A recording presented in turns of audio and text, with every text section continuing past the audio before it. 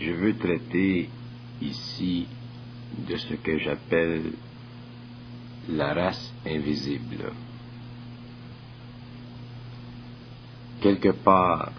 vers la fin des années 80 et le début des années 90,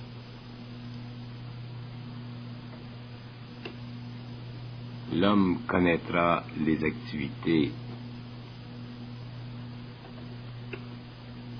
occultes d'un genre qui n'a pas été enregistré jusqu'ici dans les annales de l'expérience humaine. Ces activités occultes ne seront pas le fruit du désir humain de manifester un pouvoir quelconque, mais plutôt la capacité supramentale d'un certain nombre d'individus leur permettant de faciliter par le biais d'un plan supérieur de leur esprit l'entrée dans différentes régions des mondes parallèles, incluant le monde physique. L'esprit de ces individus, reconnu par ceux qui entreront en expérience directe avec eux, ne sera pas soumis aux lois de la psychologie humaine, ni aux lois de l'expression consciente astrale de l'homme. C'est-à-dire que ces individus, de par la nature même de l'homme, pourront pénétrer dans différentes régions du monde ou des mondes afin d'œuvrer dans certaines capacités dans le but d'accélérer l'évolution de certains hommes. Ce que j'appelle la race invisible est une activité collective et cosmique entreprise par un certain nombre d'êtres sur le plan matériel dans des conditions d'expression créative de la conscience cosmique en eux, rattachée telle qu'elle est à certains plans où ces individus ont le pouvoir de s'attribuer la conquête du temps et de l'espace. Malgré les interrogations qui seront formulées vis-à-vis ces activités, soit par les occultistes ou par les gens qui s'inquiètent de toute forme de pénétration dans leur monde par des êtres extérieurs à eux, il est nécessaire de comprendre que toute activité liée à la conscience universelle par le biais des principes actifs de l'homme est sujette aux lois de la lumière et n'intervient en aucun cas dans la vie personnelle ou psychologique de celui qui en connaît l'expérience. De sorte que, ceci dit,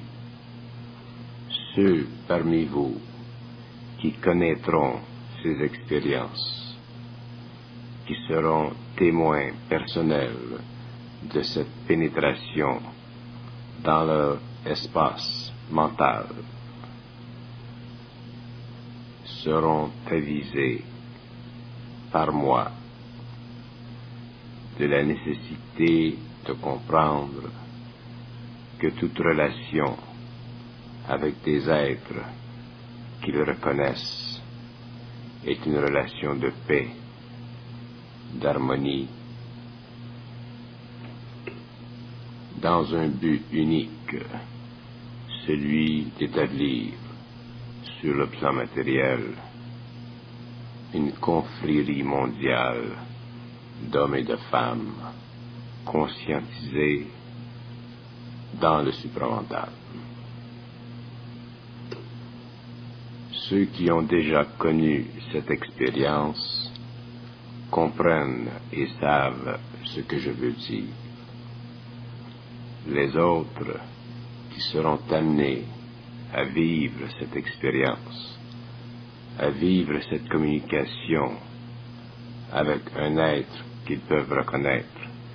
sur un plan différent de l'expérience normale et naturelle de l'homme, comprendront aussi que toute intervention dans la vie de l'homme en relation avec ces personnages dont ils peuvent reconnaître l'apparence est impossible, puisqu'il s'agit ici de la manifestation de l'esprit et non de l'actualisation d'un pouvoir égocentrique. J'ai choisi de commencer à vous parler de cette race invisible et des activités de cette race, parce que je sais que bientôt des membres de ce groupe humain à l'échelle mondiale commenceront à se manifester ici et là dans le but d'éveiller la conscience progressive de certains individus et leur faire réaliser que les hommes, certains hommes, sont en train de s'unir à des niveaux qui ne sont pas visibles, mais qui, néanmoins, sont réels et déterminants dans le cadre de l'évolution spirituelle, supramentale de la planète Terre. Si je vous parle de ceci, c'est pour mettre votre esprit à l'aise et ne pas soumettre votre imagination à un combat qui ne créerait chez vous qu'une perte d'énergie ou une soif trop imaginative de comprendre plus ou de savoir en plus et au-delà de ce que vous savez. Il ne s'agit pas pour certains hommes sur la planète de comprendre instantanément tous les aspects de leur expérience, mais plutôt de réaliser que ces expériences font partie d'un plan universel vers lequel l'homme se dirige lentement mais sûrement. Nous entrons dans un âge où les facultés de l'homme seront mises à jour, mais dans des conditions autres que celles dont peut s'imaginer l'homme d'aujourd'hui. Puisque nous entrons dans un âge où la lumière doit guider les pas de l'homme vers l'avenir. Il est nécessaire que la lumière pénètre l'homme et le dirige dans son évolution. Contrairement au passé, où l'homme se servait de l'énergie de certains plans pour faciliter son accès à la connaissance. Le processus futur étant totalement renversé, l'homme d'aujourd'hui devra s'habituer à comprendre les facettes abstraites de cette réalité, des rapports qui existent et existeront entre lui et les forces invisibles de la lumière. Lorsqu'il aura compris que l'homme est un instrument de la lumière et que son ego est un réservoir qui permet à cette lumière de s'accumuler et de diriger sur un plan matériel ou sur un autre certaines forces permettant à l'humanité d'entrer dans une nouvelle phase d'évolution, alors l'homme pourra commencer à comprendre la nature complexe de sa dimensionnalité et l'effet instantané de sa volonté dans le cosmos invisible et matériel. Cependant, l'homme d'aujourd'hui, qu'il soit occulte ou non, n'a pas l'outillage nécessaire pour comprendre les lois de l'avenir nouveau. Je dis l'avenir nouveau parce que l'avenir qui est réservé à ceux qui doivent connaître les lois de la lumière et travailler avec les forces de l'âme est un avenir dont la nature dépasse totalement l'entendement de l'intelligence humaine,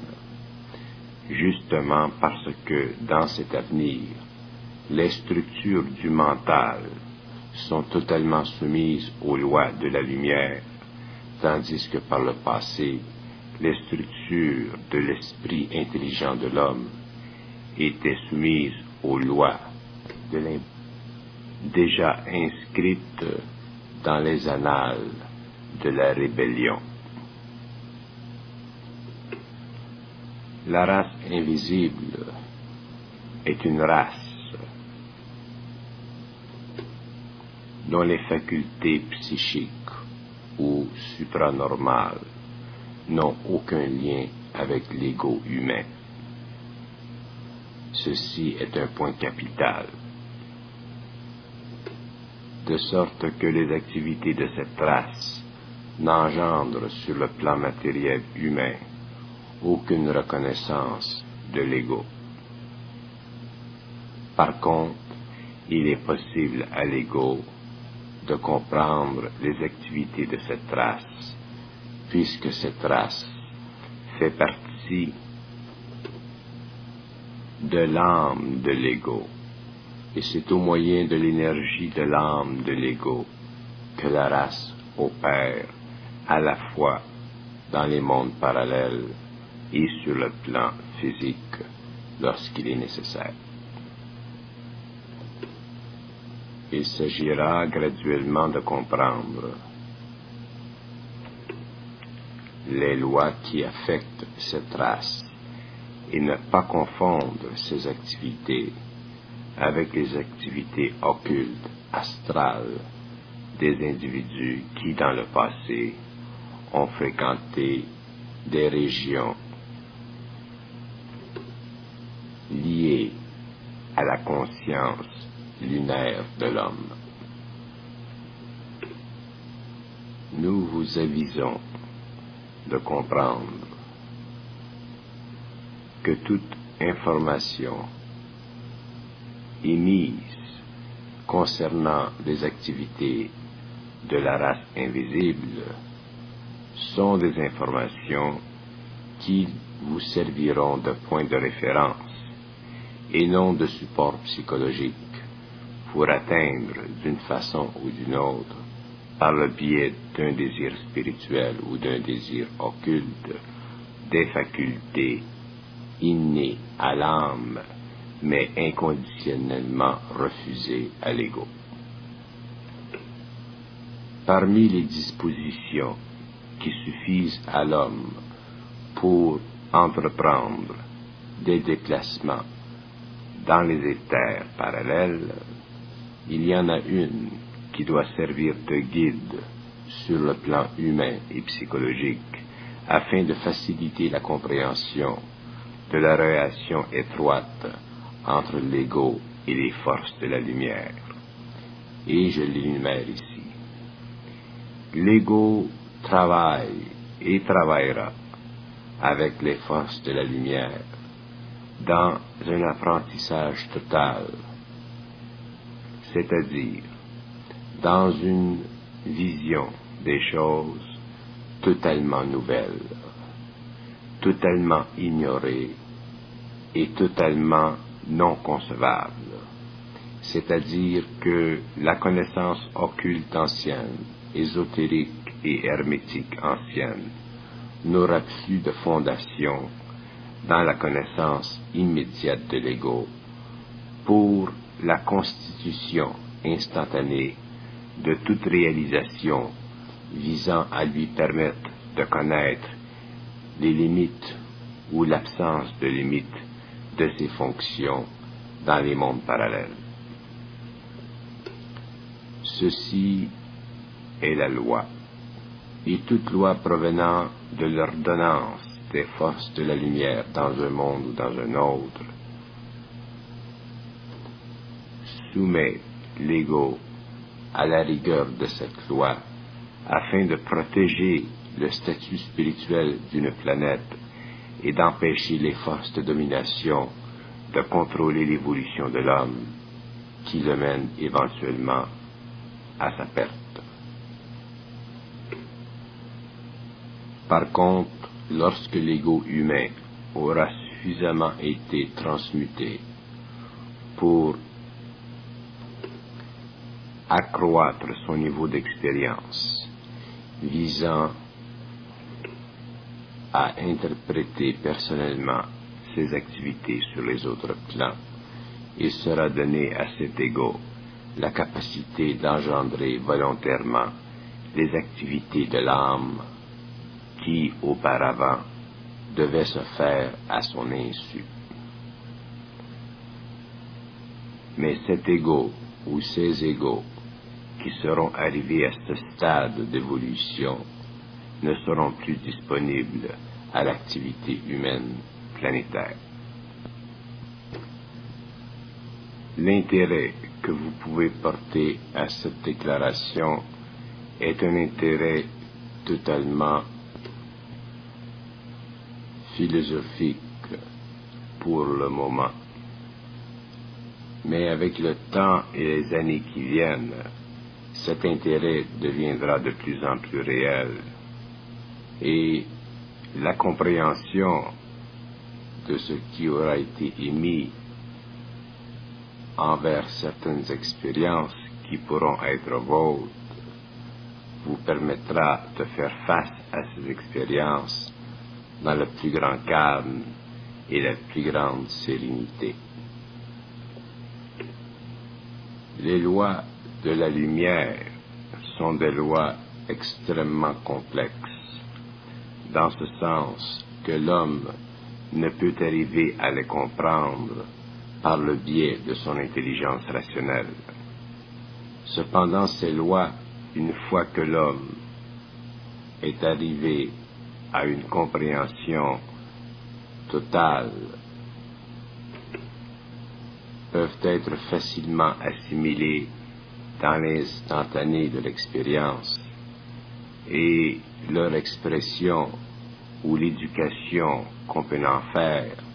peuvent servir à éclairer certains esprits dans la compréhension complexe et souvent difficile qui se rattache à l'effort mental de les saisir dans leur façon d'expression et dans la réalité instantanée de leur manifestation.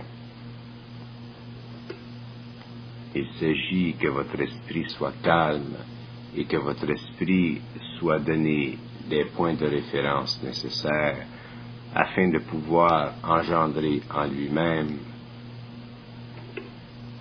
une énergie suffisamment haute en vibration pour lui permettant d'engendrer dans son mental les qualités nécessaires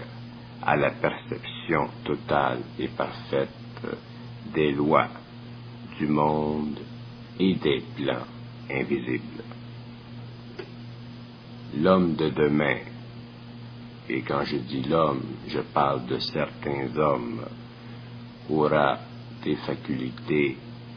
qui n'auront jamais été vécues ou expérimentées sur ce globe. Ces hommes de grande sagesse et de grand dévouement au service de l'humanité seront les piliers d'une nouvelle civilisation dont l'espace matériel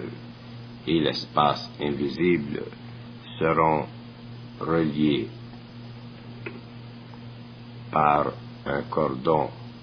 ou un corridor d'énergie qui ne pourra être mis en action que par leur intelligence supérieure. Évidemment, ces hommes auront sur l'humanité un effet concluant sur le plan évolutionnaire, et ce sont ces hommes qui auront de temps à autre le pouvoir et la joie de se manifester à vous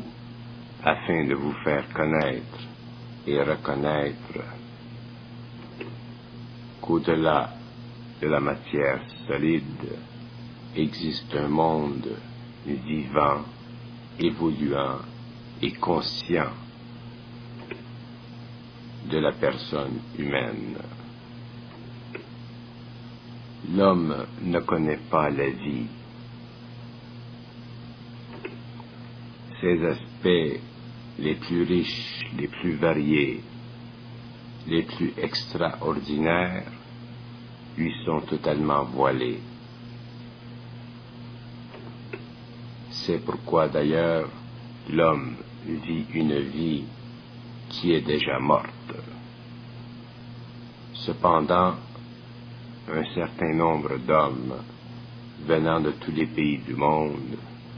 connaîtront la vie, et déjà un certain nombre de ces hommes connaissent la vie et ont pour œuvre sur le plan matériel ou sur les autres plans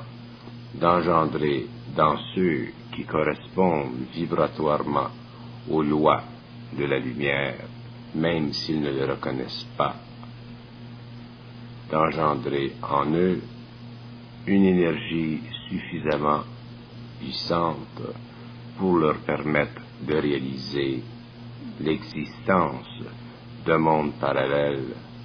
qui inclut dans leur structure l'harmonie, la beauté et la paix. La race invisible sera toujours sur le globe et ne s'éteindra jamais. Cependant, ses activités seront toujours proportionnelles aux conditions matérielles nécessitant leur présence. Tant qu'il y aura des hommes sur la terre cherchant la vérité, cherchant à augmenter leur niveau de conscience, il y aura des hommes dans l'invisible qui chercheront à entrer en contact avec eux afin de les soulager de les supporter et de les aider à comprendre ce qui ne se comprend pas. L'attitude de tout ego intelligent, de tout esprit vif et sincère devant le mystère de la vie est l'attente. Tant que cet ego est dans l'attente, il change, il se transmute, il développe en lui-même des sensibilités qu'il ne connaissait pas de lui-même auparavant, et un jour ou l'autre, ces sensibilités commencent à se manifester, et l'ego, petit à petit, graduellement, s'aperçoit que déjà quelque chose en lui se manifeste qui n'est pas de la matière, mais de l'esprit. Tous les hommes ont accès à la lumière, mais peu d'hommes ont la capacité d'attendre qu'elle se manifeste en eux. Le désir spirituel de l'homme, très souvent, retarde son évolution parce que ce désir est issu d'une vanité ou d'un orgueil spirituel, lorsqu'en fait l'homme doit recevoir la lumière lorsqu'il est prêt et non lorsqu'il le désire. La lumière n'est pas de l'homme, mais de ce que vous appelez Dieu. L'homme ne commande pas à l'intelligence infinie, ni à l'amour infini, ni à la volonté infinie. Ces principes, cette force, le pénètrent petit à petit, le construisent, le rendent puissant et fort au fur et à mesure que diminue en lui l'orgueil et la vanité. La race invisible est une race qui aura dans l'avenir le privilège de mettre l'homme en contact avec les forces de l'espace. Cette race invisible, ces hommes auront la puissance de déterminer si, oui ou non, les forces de l'espace doivent entrer en contact avec la planète et instruire l'homme de leur science. Si je vous parle un peu de la race invisible, c'est pour vous préparer à comprendre avec plus grande facilité les aspects plus abstraits et plus difficiles de l'évolution de la planète Terre. L'homme, de par sa nature, est habitué à analyser afin de comprendre. C'est normal et naturel chez lui. Mais je vous dis que l'homme de l'avenir ne peut plus analyser à l'aide de ses pensées subjectives, mais doit, afin de comprendre et saisir totalement, être réceptif des moindres vibrations qui pénètrent son esprit et engendrent dans son esprit la connaissance. Il ne suffit plus à l'homme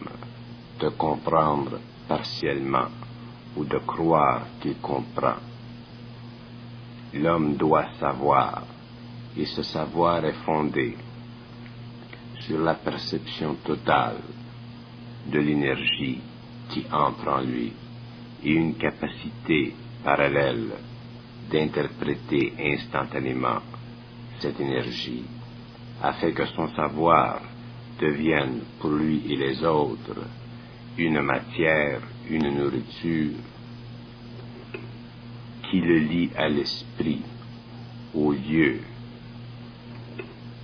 de le séparer et de l'aliéner. L'esprit est tellement grand, tellement puissant, que l'homme, par la génération constante de pensées subjectives, s'oppose sans le vouloir à sa pénétration, ainsi qu'à sa manifestation en lui. Maintenant que la race invisible est sur le point de se manifester de façon plus régulière chez l'homme, ce dernier doit être prêt à la reconnaître, sans pour cela croire qu'il s'agit d'une façon ou d'une autre d'une impression erronée de ses sens ou d'une divagation de son imagination. Mais tout homme doit faire expérience, et c'est par l'expérience que tout homme grandit dans la compréhension de son activité. Mais vu l'aspect abstrait de cette expérience et une absence totale de rapport avec des expériences similaires antérieures, il est nécessaire que l'homme soit averti et qu'il soit donné des points de référence afin de pouvoir intégrer en lui-même une expérience nouvelle et une expérience profonde. Les forces et les intelligences en évolution dans les mondes parallèles, sur les plans invisibles, ont intérêt à sauvegarder sur le plan matériel humain l'ordre, le calme et l'harmonie. Cependant, et malheureusement, dans un sens seulement, tout n'est pas harmonieux dans l'univers. Il y a des forces qui cherchent à retarder l'évolution de l'homme à son insu,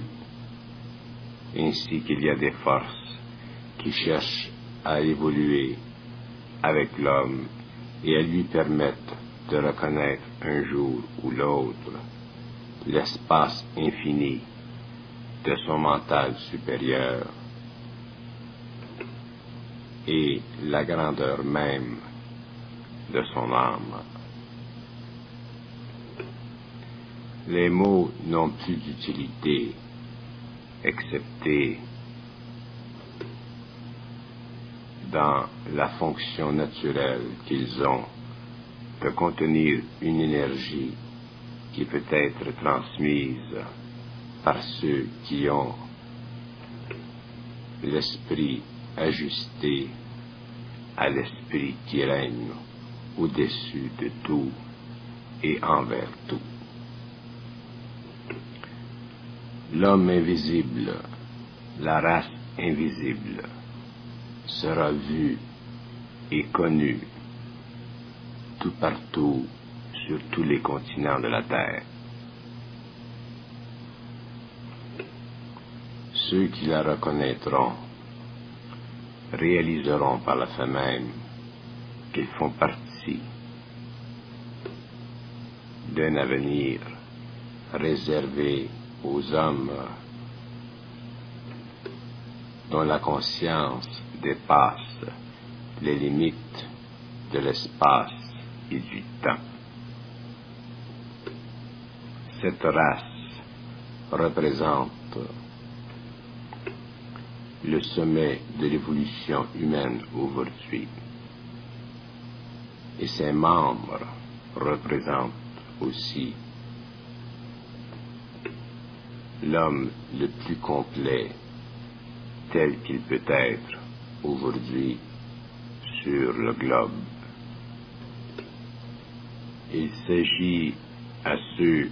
qui rencontreront ces hommes par le biais de leur pénétration sur un plan ou un autre, de bien savoir que ceux qui sont devant eux font partie de cette même race. Sur le plan de l'incarnation, bien qu'ils soient d'origine planétaire différente. Alors,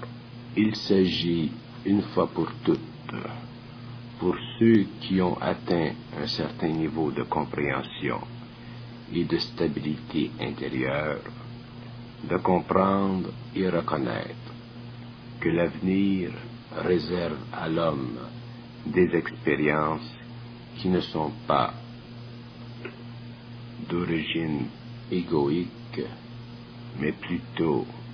d'origine animique. Comprenant ceci, ces êtres, ces hommes, vivant ces expériences,